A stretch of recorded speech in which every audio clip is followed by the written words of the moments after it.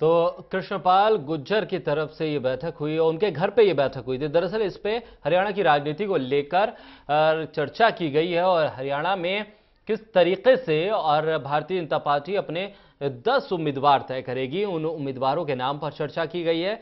और कृष्णपाल गुर्जर ने साफ बताया है कि इसमें एक पैनल हर सीट पर तैयार किया जाएगा, इसका नाम केंद्रीय चुनाव समिति को भेजा जाएगा और उसके बाद ये तय होगा कि आखिर वो उम्मीदवार कौन होगा। चलिए आगे बढ़ते हैं।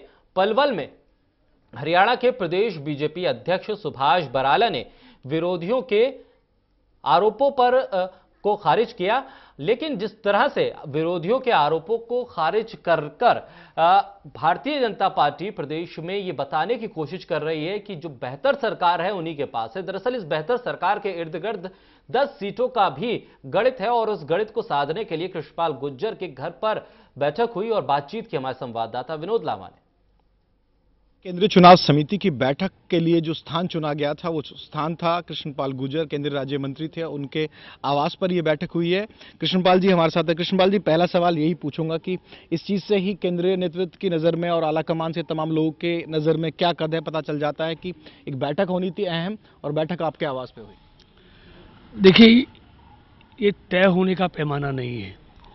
ये प्रदेश चुनाव समिति की बैठक कहीं भी किसी भी सांसद के घर पर, मंत्री के घर पर हो सकती है।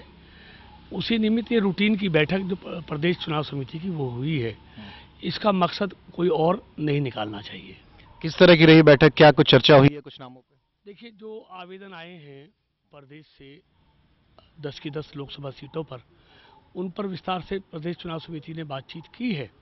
अब उस पर बातचीत करने के बाद सारी चीज़ें केंद्रीय नेतृत्व को, जो हमारी राष्ट्रीय चुनाव समिति है, उसके पास जाएंगी और जो राष्ट्रीय नेतृत्व तय करेगा उसके बाद सूची जारी होगी। नाम तो मैं खैर पूछूंगा नहीं और आप बताएंगे भी नहीं, लेकिन 10 पे कितना, अनुमान के हिसाब से कितने आवेदन हैं? देखिए, सैकड़ों की संख्या में आवेदन हैं और मैं उन पर उनको बताने के लिए अधिकृत भी नहीं हूँ। जो अधिकृत है वही बताएंगे, लेकिन अभी पैनल बन रहे हैं। अभी प्रारंभिक बैठक थी प्रदेश। 4-4, 5-5 का बनेगा? जो भी मतलब हमारी चुनाव समिति जो भी हमारा लोग बनाएंगे, उसमें से केंद्रीय नेतृत्व तय करेगा किसको चुनाव में जाना है, किसको नहीं जाना है, और इस तरह की बैठक में चर्चा रूटीन में होती रहती है। चलिए, हम अपने सूत्रों से एक चीज बता देते हैं आपको, और आपको जानकारी खैर मुझसे ज्यादा भी होगी। ये लगभग कहा जा रहा है कि 2 लोकसभा सीट की ऐसी हैं हरियाणा में बीजेपी के लिए जहां बदलाव की कोई संभावना नहीं है। सबसे पहले नाम आता है फरीदाबाद का और फिर नाम आता है गुड़गांव का। तो कम से कम ये तो तय है, इन 2 सीटों पर मत्थापच्ची नहीं करनी पड़ेगी। देखिए, ये चीज़ें मेरी जानकारी में नहीं है। ये सब चीज़ें जब तक राष्ट्रीय चुनाव समिति कोई फैसला नहीं करेगी, ये कहा नहीं जा सकता। ये सारा निर्णय हमारी आलाकमान करना है और आलाकमान के फैसले को सब मानने वाले हैं। बहुत सधे हुए अंदाज में और हर चीज को बड़े नाप तोल कर बोलते हैं कृष्णपाल जी। कृष्णपाल जी, अगर मुकाबले की बात कर लेते हैं, चलिए ठीक है, जो चुनाव समिति तय करेगी और तमाम चीज होंगी, फरीदाबाद में मुकाबला किसका देखते हैं? क्योंकि एक जो लगातार बीजेपी की सीट से आपकी सीट पर दावेदारी पेश करते हुए एक नेता थे, उनका नाम है अवतार बढ़ाना, वो पार्टी छोड़कर आ चुके हैं आपकी बीजेपी की और कांग्रेस में शामिल हो चुके हैं और काफी हद तक दावेदार भी कहा जा रहा है उन्हें। उनके आने से क्या कहा जाएगा? क्योंकि वो दावा करते हैं कि अगर मौजूदा सांसद को फरीदाबाद के कोई हरा सकता है तो वो अवतार बढ़ाना है। देखिए, अभी तो तय होना कौन आना है कौन नहीं आना है। बीजेपी से कौन आना है, कांग्रेस से कौन आना है, दूसरी पार्टियों से कौन आना है। मेरा कहना, अवतार जी आए या कोई और जी आए, निश्चित तौर पर वहाँ पर भारतीय जनता पार्टी जीतेगी। कोई भी आए कोई भी जाए, इससे कोई फर्क पड़ने वाला नहीं है। सीधा आरोप आप लोग पे लगाते हैं और एक तरह से निशाने पर लेने की कोशिश करते हैं आपको, और खुले मंचों से कहते हैं कि अवतार बढ़ाना ही बचाएंगे कृष्णपाल का जो भी गलत नीतियां रहे हैं, चाहे पोल्यूशन की बात कर लीजिए, तमाम तरह के आरोप आप पर लगाते हैं। फरीदाबाद के लिहाज से वो बचाएंगे, वो सीधे तौर पर आपको निशाने पर लेते हैं। देखिए, लोगों ने 15 साल उनको फरीदाबाद को बचाने के लिए दिए थे। उन्होंने क्या किया, ये जनता तय करेगी। मैंने फरीदाबाद लोकसभा के लोगों के लिए क्या किया, ये भी उनकी फरीदाबाद के लोगों की जानकारी में है। तो ये तो फरीदाबाद के लोग तय करेंगे, किसी व्यक्ति के तय करने से कुछ नहीं होने वाला। ये फरीदाबाद का जो 19.5 लाख मतदाता है, ये वो तय करेगा कि फरीदाबाद की सीट बीजेपी को देनी है, किसी और को देनी है। एक आखिरी सवाल इसी जुड़ा हुआ ये है कि मामा भांजे की जोड़ी को लेकर वो लगातार माहौल बनाने की कोशिश करते हैं और सीधे आरोप लगाते हैं, व्यक्तिगत आरोप लगाते हैं।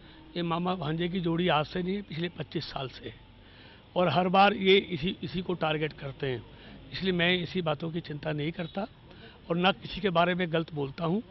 कोई मेरे बारे में जो चाहे वो बोले, लेकिन मैं किसी के बारे में गलत बोलने का आदी नहीं हूँ। केंद्रीय चुनाव समिति में भी हैं और एक बात थोड़ा साफ कर दीजिए दर्शकों के लिहाज से भी, ये बार बार कहा जा रहा है, प्रचारित किया जा रहा है कि इंडियन नेशनल लोकदल का गठबंधन हो सकता है और ये गठबंधन कराएंगे पंजाब वाले बादल साहब, और इसमें नीतीश कुमार की भी भूमिका बताई जा रही है। आप लोगों के पास क्या जानकारी है? लेकिन मेरे पास ऐसी कोई जानकारी नहीं है।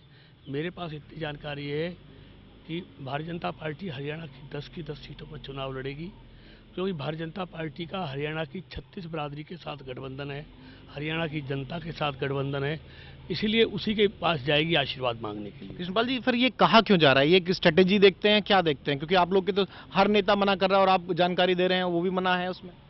देखिए, मैं इसलिए कहना चाहता हूँ कि मेरे पास ऐसी कोई ऑथेंटिक जानकारी नहीं है कि उनसे कोई बातचीत चल रही है या वो पार्टी के साथ समझौता हो रहा है। मेरे पास ऐसी कोई जानकारी नहीं है। और पार्टी अगर आप पर भरोसा करती है तो फरीदाबाद में किन बड़े मुद्दों के साथ, किन अपनी बातों को प्रचारित करते हुए इस चुनाव में उतरेंगे आप? देखिए, अगर पार्टी का आशीर्वाद मुझे मिलता है फिर से, तो हम अपने कामों के दम पर, जो 5 साल हमने फरीदाबाद लोकसभा क्षेत्र के लोगों की सेवा की है, हमने जो विकास किया है, जो सुशासन दिया है, उसके दम पर हम भारतीय जनता पार्टी और हम लोगों का आशीर्वाद मांगने जाएंगे। ठीक लग रहा है माहौल आपको बीजेपी के लिहाज से हरियाणा में? पूरे देश में मोदी जी का डंका बज रहा है और हरियाणा में भी मोदी और मनोहर जी का डंका बजा हुआ है। हमसे बातचीत करने के लिए शुक्रिया। तो कृष्णपाल जी साफ तौर पर कह रहे हैं कि जबरदस्त तैयारी के साथ अगर पार्टी भरोसा करती है तो निश्चित तौर पर जाएंगे और अपने कार्य को जनता के बीच में रखकर ही उन्हें भरोसा है कि फरीदाबाद में फिर बीजेपी के लिए कृष्णपाल जी कमल खिला सकते हैं। Vinod Lamba, Total News, Delhi.